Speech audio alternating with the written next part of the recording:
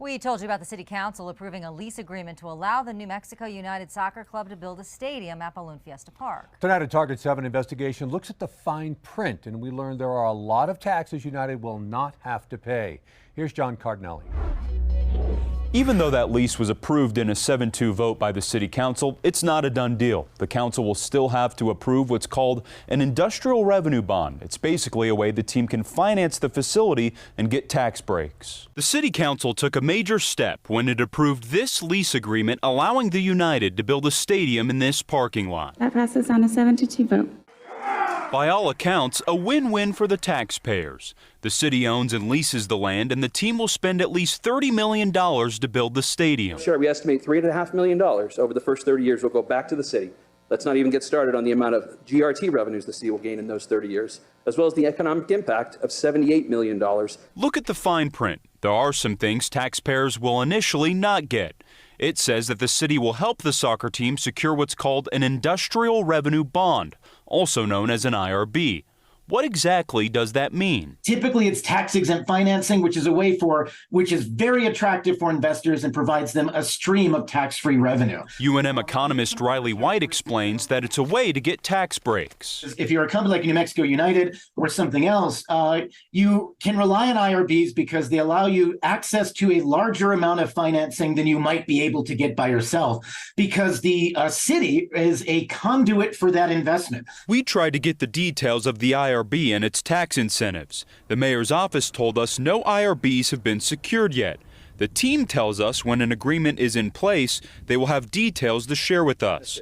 But during a city council meeting, some details were revealed. The property would be exempt from property taxation, and certain of the equipment purchased in the construction or in the equipping of the facility would be deducted from gross receipts tax. Chris Muirhead is a contract attorney with the city who specializes in IRBs. He said the city is providing no money to the team, and if they were to go under, the city would not be on the hook. The bond amount ties to what the company is investing in the project, not an obligation that the city is repaying or has any obligation to repay. There is no liability of the city for repayment of the bond. But if the United builds a $30 million stadium, the gross receipt taxes they would not have to pay would be about $2.3 million. As for property taxes, we looked at how much Isotopes Park is worth. It's also worth noting, since it's a city-owned facility, the baseball team does not pay property taxes there either. If the team did, it would be about $100,000 a year. That is very generous. Paul Gessing is the president of the taxpayer watchdog group Rio Grande Foundation. He's not opposed to the IRBs, but is opposed to them being used for sports teams.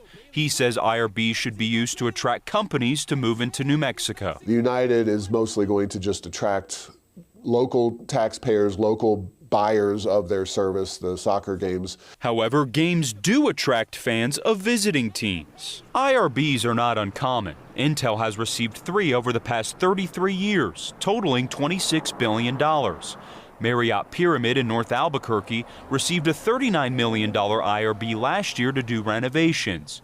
And so did this paper company, receiving $20 million in IRBs to expand their operations. We've given economic development dollars and incentives and tax breaks to folks all over who've created far fewer jobs, created far less activity, and spent far less money in our city. If this was any other business that walked in and said, I'm going to build a $30 million facility and hire all these people and have all this activity, we would be tripping over ourselves. The City Council will have to approve the terms of that IRB. If not approved, according to the lease, the deal is over. For Target 7, I'm John Cardinelli.